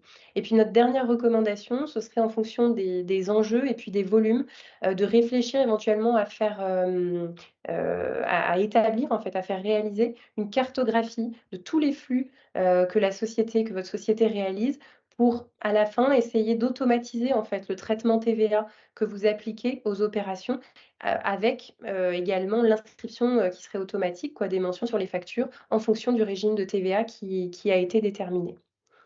Voilà pour nos recommandations. Je ne sais pas, Renaud, si tu voulais ajouter quelque chose là-dessus ou si je passe aux sanctions. Non, on peut passer aux sanctions.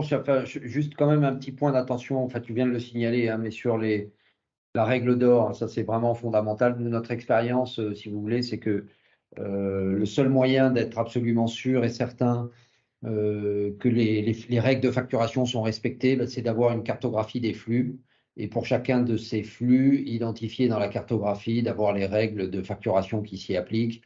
Il y a beaucoup de règles, il y a beaucoup de situations différentes. Et on ne peut pas se permettre, si vous voulez, de penser être bien. Il faut être certain, les sanctions sont assez lourdes. Et donc, il faut être particulièrement vigilant hein, sur ces sujets-là. On va revenir sur les sanctions dans quelques secondes. Vous allez voir, ce sont des sujets sérieux. Parfois, on se dit, oh, c'est juste une facture. En fait, non, il peut y avoir des sanctions particulièrement lourdes. Voilà, donc je te laisse terminer sur les sanctions. Donc sur les sanctions, comme Renaud le disait tout à l'heure, bon, bah, un manquement entraîne voilà, les sanctions. On a voulu les diviser, on va dire, en deux parties. Sur la gauche, vous avez les sanctions financières, on va dire directes, à soit un défaut de facturation ou une omission, une inexactitude sur les factures. Et ensuite, on y reviendra, il peut y avoir des conséquences fiscales, commerciales, indirectes, mais qui sont néanmoins importantes et qui doivent être bien gardées à l'esprit. Pour ce qui concerne le défaut de facturation, donc c'est-à-dire le fait de ne pas émettre en fait de facture, hein, est sanctionné par une amende de 50% du montant de la transaction, qui est limité à 375 000 € par exercice. Et ce montant est quand même relativement réduit hein, à 5%, 5% pardon, sans pouvoir excéder 37 500 € par exercice, lorsque quand même cette transaction qui n'a pas été facturée a été régulièrement comptabilisée. Voilà, et à noter, c'est important que lorsqu'on est dans un contexte B2B, le client il est solidairement tenu au paiement de cette amende.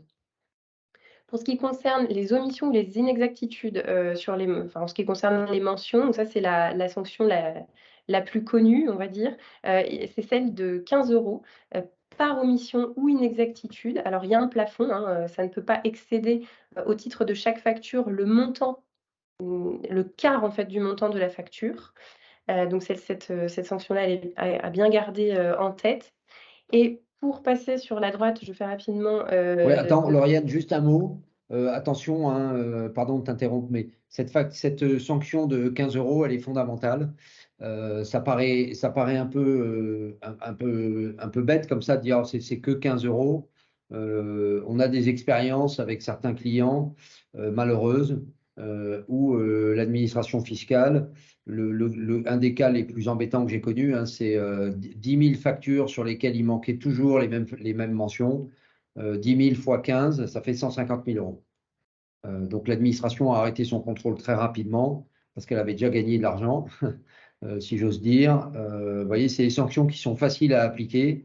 Et comme en général, les règles de facturation sont automatisées dans beaucoup d'entreprises, ce sont les logiciels de gestion qui gèrent ça. On ne se pose même pas la question de savoir si c'est fait bien ou pas bien. Et souvent, on ne vérifie pas d'ailleurs que le logiciel a été correctement paramétré.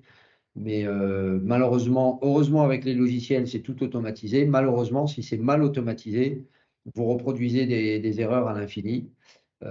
Et donc, 15 € fois des centaines ou des milliers de factures, à la fin, ça coûte très cher.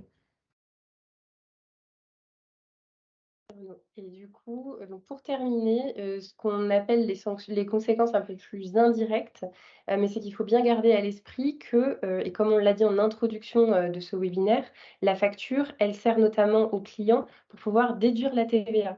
Donc il y a certaines mentions, par exemple, si vous les oubliez en tant que fournisseur sur une facture, qui vont empêcher, l'acheteur de déduire cette TVA. Par exemple, on oublie, évidemment de mentionner la TVA, alors, il ne pourra pas la déduire. On la facture à tort. Une TVA qui est facturée à tort, elle est due, quoi qu'il en soit, mais elle est non déductible par le client. Pareil, si vous facturez la mauvaise entité, alors normalement, elle n'a pas le droit de déduire cette TVA qui a été facturée. Si on réfléchit également, si par exemple, vous, et encore une fois, même si, chaque partie, est responsable du traitement TVA qu'elle applique à une opération, vous n'êtes pas derrière le client pour savoir s'il auto-liquide. Mais quoi qu'il en soit, si vous émettez une facture TTC, par exemple, avec de la TVA française, alors qu'en fait, c'était, par exemple, une livraison intracommunautaire qui aurait dû donner lieu à l'émission d'une facture hors taxe. Et ben, le client, il ne va pas auto-liquider dans son pays, par exemple. Et lui, il s'expose à des sanctions. En France, c'est 5 du montant de TVA qu'on aurait dû auto-liquider. Dans les autres États de l'Union européenne, il y a également des sanctions, donc il s'expose à des sanctions. En plus de ça, vous lui avez facturé une TVA française qui, comme je viens de le dire, a été facturée à tort et est non déductible pour ce client. Donc vous voyez bien qu'en fait, en cascade, on se retrouve avec des conséquences des deux côtés qui sont fiscales, mais commerciales et réputationnelles même. Voilà, donc il faut faire attention à ça. En sens inverse, si vous émettez, par exemple, une facture, hors taxe pour ce que vous pensiez être une livraison intracommunautaire, alors qu'en fait les biens n'ont jamais quitté la France, par exemple, et que donc vous auriez dû, mettre de la TVA française, et ben, on va venir, par exemple, en cas de contrôle, vous dire: «Bah, rétroactivement, j'applique la TVA française». Donc vous allez devoir aller, retourner vers votre client, récupérer cette TVA. Vous allez vous voir appliquer des pénalités, des intérêts de retard. Ce client à charge pour lui ensuite, s'il n'a pas de numéro de TVA en France, de devoir récupérer par des procédures administratives qui peuvent être un petit peu longues, cette TVA que finalement vous lui facturez. Voilà, donc on se rend bien compte, encore une fois, qu'en cascade, il peut y avoir des conséquences qu'il faut bien garder à l'esprit et c'est pour ça qu'il faut vraiment prêter une attention toute particulière, à cette facturation. Ça me semble un mot de conclusion très juste et pertinent, Lauriane, parce qu'effectivement, on est arrivé à la fin de cette présentation, 6 minutes avant l'heure prévue. J'ai pas vu passer d'autres questions sur le fil des questions-réponses. Alors moi, j'en vois un certain nombre, Ah ben Renaud, alors, ouais, alors oui. je sais pas Alors, pourquoi je les vois pas. vous les voyez plus. Alors attendez, je vais Non, redescendre un petit peu parce que attendez.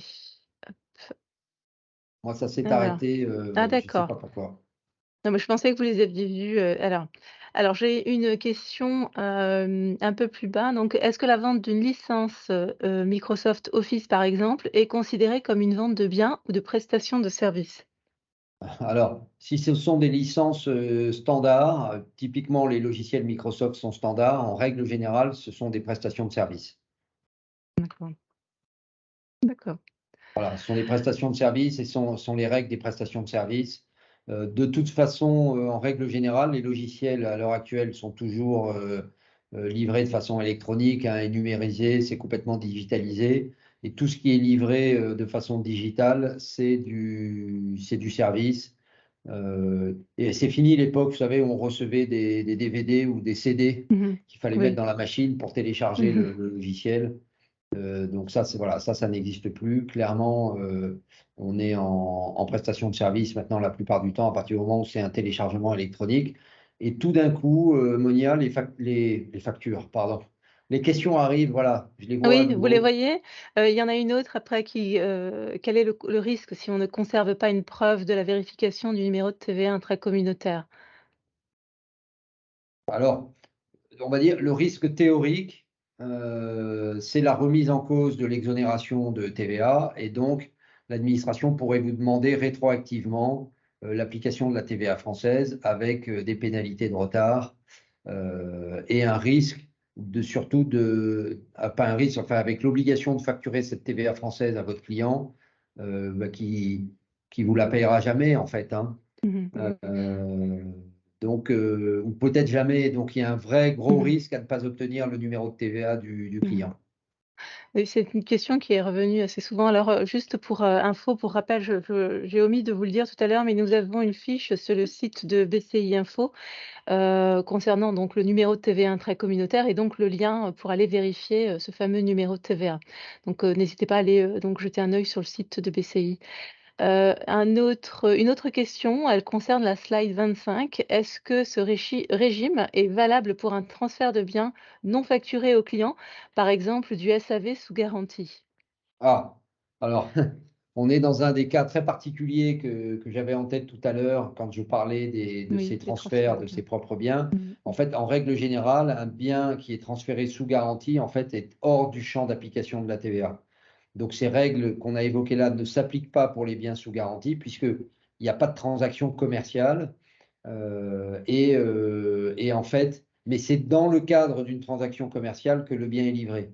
Vous voyez, il n'y a pas de facturation du produit, mais parce qu'en quelque sorte, il a déjà été facturé puisqu'il est livré en étant sous garantie. D'accord.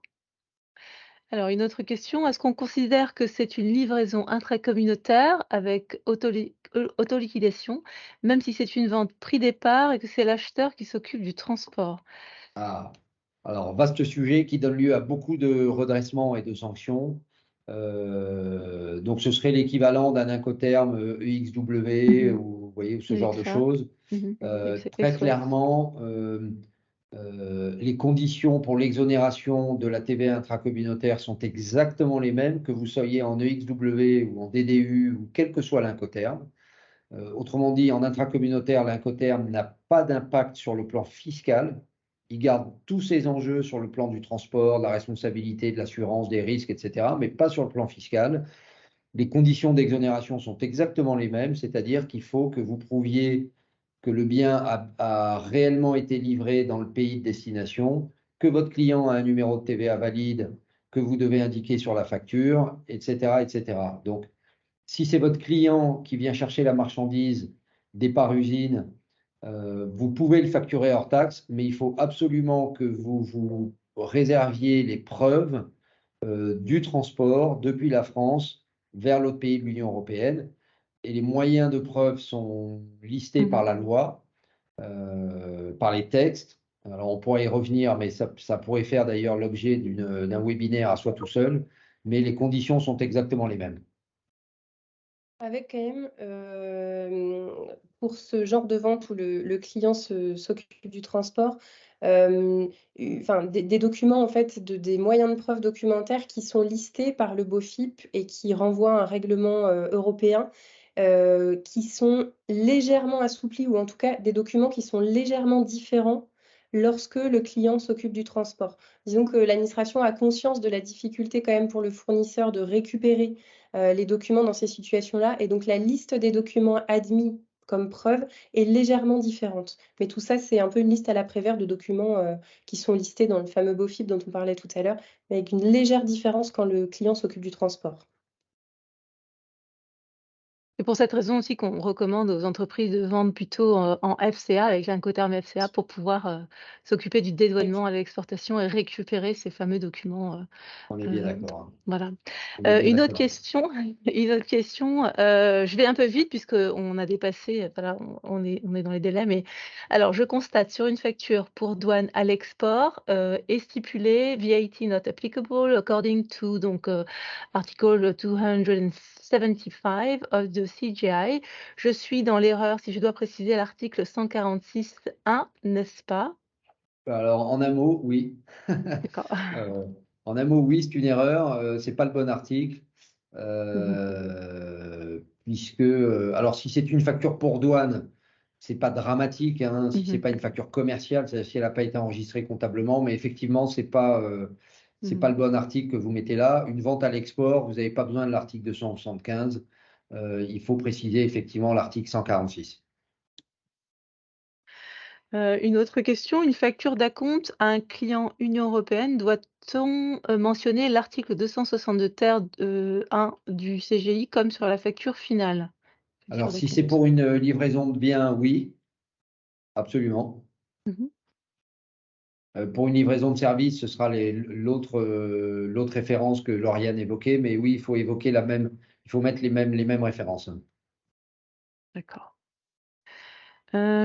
Facturation pays tiers, mais livraison en France sur un bateau, exonération de TVA aux opérations afférentes à certains navires, prévus aux articles 2, 3, 6 et 7 du 262-2 du CGI. Est-ce bon? Bon, je ne sais pas si ça vous Ouais. parle. Alors là, non, si, mais Ouais, bon, ça mériterait d'être précisé, hein, oui, mais il y a des régimes de TVA très spécifiques en fait sur ce qu'on appelle oui. l'avitaillement des bateaux. Et donc, ça dépend. Vous voyez, typiquement, le fuel qui va servir au bateau pour Mhm, naviguer peut être exonéré de TVA. Par contre, les aliments qui sont vendus sur le bateau, si c'est un bateau commercial, ne sont pas nécessairement exonérés. Donc, il y a des règles très spécifiques pour les livraisons à bord de bateaux. Et ça dépendra à la fois j'allais dire, de la nature du bateau, en tout cas de son activité, et des produits eux-mêmes qui sont vendus. Donc, pas nécessairement de réponse oui, non, là, ici, c'est vraiment des mhm. questions de circonstances. D'accord. Euh, Pardon, je vois une quel... question, Oui, je vous Monia, en je vous prie. coupe. Il y avait une Non, je question vous en là prie. sur le slide 27 pour les opérations triangulaires. Oui, Si les pays A et C sont les mêmes, par exemple l'Espagne, est-ce que ça fonctionne? Alors, absolument pas. Si vous n'avez pas trois pays différents, cette règle-là ne s'applique pas. Si vous achetez en Espagne et que vous livrez en Espagne, vous faites une facturation qui doit être conforme aux règles espagnoles. Parce que le bien ne quitte pas l'Espagne et donc vous devez faire une facturation conforme aux règles espagnoles, en plus évidemment des règles françaises. Encore une fois, parce que le bien ne quittera jamais l'Espagne. Les triangulaires, c'est trois pays de l'Union européenne différentes. euh, quel article du CGI faut-il utiliser pour une vente à un client d'un autre pays européen avec un flux de marchandises de la France vers un pays hors UE directement? Quels Ouais. documents sont nécessaires pour justifier cette vente hors taxe au client européen? Alors ça, ce sont effectivement des sujets encore un peu particuliers parce Mhm, qu'on facture quelqu'un qui est dans l'Union européenne, mais on livre mhm. par exemple au Royaume-Uni. En fait, c'est le flux logistique qui va l'emporter. Donc, du point de vue de la TVA, c'est une exportation.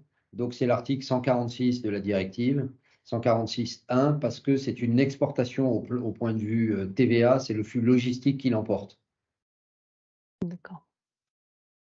Comment traiter une facture qui comporte à la fois des biens et des services? Faut-il faire deux factures distinctes?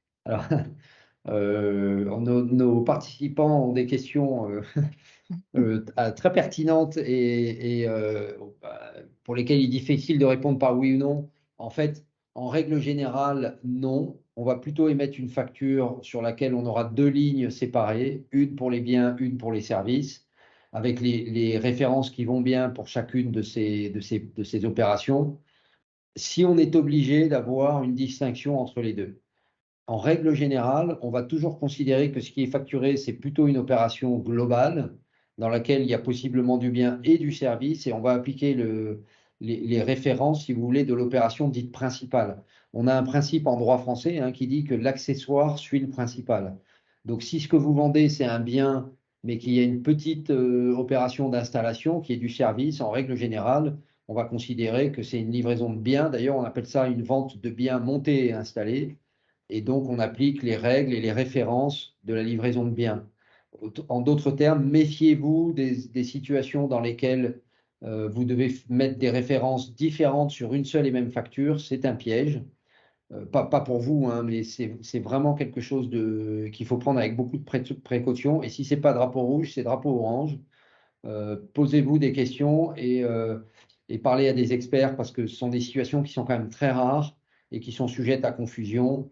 euh, euh, Vraiment pour votre client en plus, parce qu'il ne saura pas quel régime appliquer s'il y a deux références différentes à deux régimes différents. D'accord. Dans le cadre d'une facturation d'un client français, mais livraison de la marchandise en Chine, Ex Works, doit-on appliquer de la TVA? Alors c'est le même Mmh. cas que tout à l'heure, Mmh. Oui, mais oui, c'est ça. C'est-à-dire que si c'est livraison ex works, mais que vous, vendeur, vous maîtrisez pas du tout ce qui se passe avant, il faut facturer de la TVA française, à moins que votre client et son transitaire soient en mesure de vous donner les documents d'exportation dans lesquels vous apparaissez comme exportateur et auquel cas, vous avez le droit de vendre en exonération et de mettre les références de l'exportation, donc l'article 146 de la directive. Mais en règle générale, quand on est en ex-works, on n'a jamais ces documents, on mmh, les obtient pas. Et là, la recommandation que vous avez faite, Monia, est exactement la même ici, à éviter les ventes ex-works. Et si vous en faites, vraiment avec beaucoup de précaution et de prudence, parce que si vous n'avez pas les bons documents, votre exonération n'est pas applicable. tout à Et fait. attention, parfois, on pense avoir les bons documents, mais en fait, les documents d'exportation, ils doivent avoir un certain statut qui prouve, et c'est la mention ECS sortie, qui est appliquée dessus. Tant que Ouais, le document d'exportation n'a pas ce statut-là, on peut avoir le document vers soi, mais avec un statut, par exemple, sortie en cours. Ça ne suffit pas, en fait, à oui, justifier l'exonération à l'exportation. Donc bien avoir les documents, c'est une chose, mais avec les bons statuts qui oui, justifient qu'effectivement les marchandises ont quitté le territoire français. ouais, c'est bien indiqué, c'est ECS, bon de sortie, effectivement. Exactement. Mm. Une autre question, pour la facturation d'une prestation à La Réunion, si j'ai bien compris, c'est sans TVA, à quoi correspond le taux, de 8,5 pour La Réunion? Bon, alors, ce sont des taux, La Réunion, enfin les DROM en général, et la Corse. Nos amis corses aiment bien être dans l'exception. Il y a des taux particuliers de TVA qui ne sont pas les taux qu'on a en France de 5, 10 et 20%. Ils ont des taux spécifiques qui sont moins élevés. Donc, ce sont les taux qui s'appliquent aux ventes réalisées par une entreprise réunionnaise à une autre entreprise réunionnaise. Ils vont appliquer le taux de 8,5%, comme nous, on applique le taux de 20% en France métropolitaine. Euh, donc, quand vous facturez une prestation société française basée ici en métropole, vous facturez une prestation à un client réunionnais. Le client réunionnais va auto-liquider la TVA, mais il va auto-liquider la TVA à 8,5% et pas à 20%. Donc, c'est vraiment le taux local de l'île de la Réunion qui est différent du taux de la métropole. Comment traiter une facturation pour un client à Monaco? Décidément, on a le droit à peu près à toutes les exceptions. Alors, Monaco, Monaco fait pas partie des pays de l'Union européenne. Donc, Monaco n'est pas sur le territoire de l'Union européenne. Pour autant, il existe un accord particulier entre la France et Monaco. Cet accord prévoit que toutes les dispositions en matière de TVA qui sont adoptées en France sont transposées telles quelles par des ordonnances princières sur le territoire de Monaco. Et donc Monaco a sensiblement les mêmes règles que les entreprises françaises. Donc quand vous facturez une entreprise à Monaco, vous facturez exactement de la même façon que si c'est une entreprise française. Alors c'est valable avec la France, mais c'est pas valable par exemple avec l'Italie ou d'autres pays de l'Union européenne qui gardent un statut très, très indépendant de Monaco. C'est vraiment une spécificité pour la France et pour la TVA uniquement. Dans le cadre d'une expédition de pièces détachées sous garantie exportées de l'Allemagne, et nous, donc société française, reprenons l'exportation à partir de Roissy vers la Guyane. La facture à émettre par nous doit comporter quelle mention? Alors j'ai pas compris le début de la phrase, pardon Monia. Alors il s'agit, je lisais et essayais de comprendre en même temps, donc c'est, donc dans le cadre d'une expédition de pièces détachées sous garantie qui, seront donc exportées depuis l'Allemagne. La société française, reprend l'exportation à partir de Roissy vers la Guyane et demande donc, quelle mention indiquer sur la facture? En fait, alors là, pour le coup, que ce soit des pièces détachées sous garantie ou pas, à partir du moment où Mmh. c'est exporté depuis la France vers la Guyane, qui est un territoire d'exportation, hein, du point de vue de la TVA, il faut mettre l'article 146. Donc c'est exportation. Une autre question, dans le cas d'un client espagnol avec une livraison des marchandises de France en France, est-ce que la facture pour le client espagnol doit être TTC? Oui, Ouais, à partir du moment où ça reste en France, c'est TTC, ouais. même si votre client est en Espagne, vous donne un numéro de TVA espagnol. Si le lieu de Mmh. livraison est en France, c'est une vente française. Ça fait partie des conditions qu'on évoquait tout à l'heure. Pour avoir une Mmh. livraison intracommunautaire exonérée, il faut un lieu de départ qui ne soit pas le même que le lieu d'arrivée, 2 États membres différents. Ce n'est pas le cas ici, donc TVA française. Bien. Hem, alors une autre question. Lors d'une expédition pour un stock de consignation, nous faisons une facture pro forma. Y a-t-il une mention particulière à y faire figurer et également sur la facture quand le stock a été consommé par le client? Ouais, alors oui, la réponse est oui, mais j'ai plus en tête je vois Lauriane qui est en train de noter la question et on reviendra vers vous, Monia. Peut-être vous pourrez Oui, transférer s'il vous la plaît. réponse. Oui, Il y a en effet des références spécifiques, hein, pour les ventes en consignation. d'accord. Très bien. Je note, en même temps le nom de l'entreprise, que je connais. Enfin, très bien. Une autre question. Le travail à façon est-il considéré comme une prestation de service? Oui, absolument. La slide 27, est-ce que le régime triangulaire est valable si le vendeur français et le client allemand, sont livrés par un fournisseur allemand? Slide Alors, 27. ouais, non, là encore une fois, il y a deux, enfin, il y a que 2 pays en fait, hein. C'est l'Allemagne et la France. Donc, si on n'a pas les 3 pays qui vont bien, avec 3 opérateurs dans 3 pays différents, ça fonctionne pas. D'accord.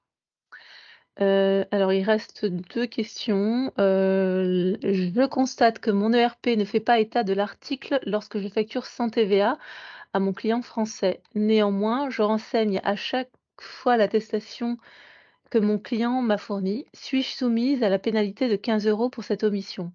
Ah oui, Ah, malheureusement. d'accord. Oui, oui, il faut mettre la référence à l'article 275, c'est indispensable. Et la dernière question, l'article 146.1 de la directive CE correspond à quel code, article du CGI, pardon? Alors, c'est l'article 262.1 du CGI. D'accord. Entre-temps, une autre, question est arrivée. Et pour le retour des pièces sous garantie de Guyane vers l'Allemagne, si nous organisons le retour, quel type de facture pro forma avec valeur à zéro ou valeur équivalente estimée du neuf? Alors, bon, là, c'est une consultation complète sur le Oui, flux. Sur le flux, c'est surtout, là, on est surtout sur des sujets de douaniers, en fait, hein, plus que oui, oui. de facturation. Parce que Oui, là, parce que pour le nous, coup, ne recommanderions pas de mettre une valeur à zéro déjà dans tous les non, ben cas. voilà. Ouais. Voilà. En Mmh. douane, jamais de valeur à zéro. En fait, ça Mmh n'existe mh. pas. En fait, pour la douane, hein, une marchandise a forcément une valeur. Alors, on peut, en TVA, considérer qu'il n'y a rien à déclarer parce que c'est sous garantie, mais pour la douane, ça n'existe pas. Une marchandise a toujours de la valeur, quel que soit son statut, retour, pas retour, garantie ou pas garantie. Donc, non, pas de valeur à zéro. Très bien. Je vois qu'il y a plus de questions, qui arrivent. Je vous laisse, conclure, Absolument. Bah, mmh. merci en tout cas, voilà, pour toutes ces questions variées, nombreuses et très précises. J'espère qu'on a pu répondre avec cette présentation à l'essentiel des questions. Lauriane, je pense si tu peux revenir sur voilà, on avait des instructions pour Tout la à fin fait. du webinaire. Parfait. Exactement, voilà. Donc merci à tous pour votre attention. On a un petit peu dépassé et c'est de ma faute, je suis désolé, c'est parce que je ne voyais pas les questions arriver, donc je pensais Non, qu'il je n'y en vous en avait prie. pas.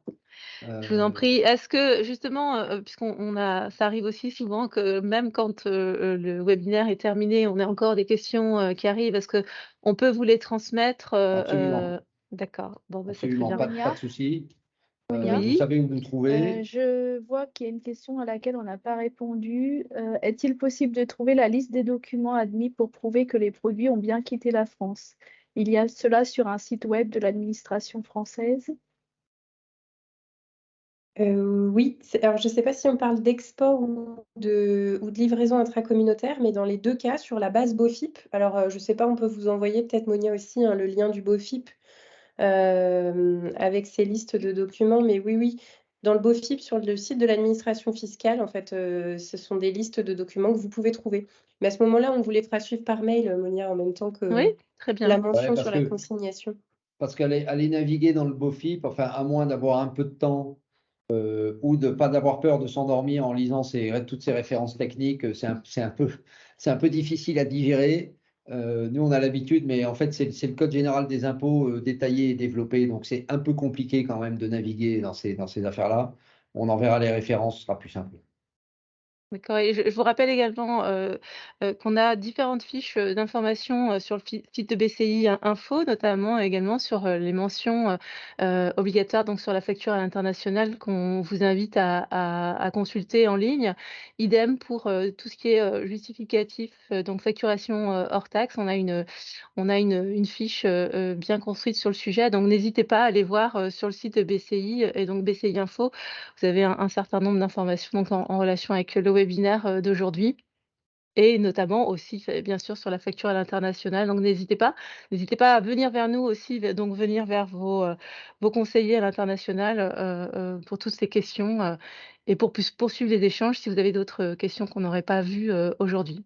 Voilà. Et n'hésitez pas à nous les faire suivre, évidemment, Monia. Merci Oui, en bien tout sûr. cas à vous, en particulier à BCI, au plan général, de nous avoir accueillis aujourd'hui. On a été ravis de participer.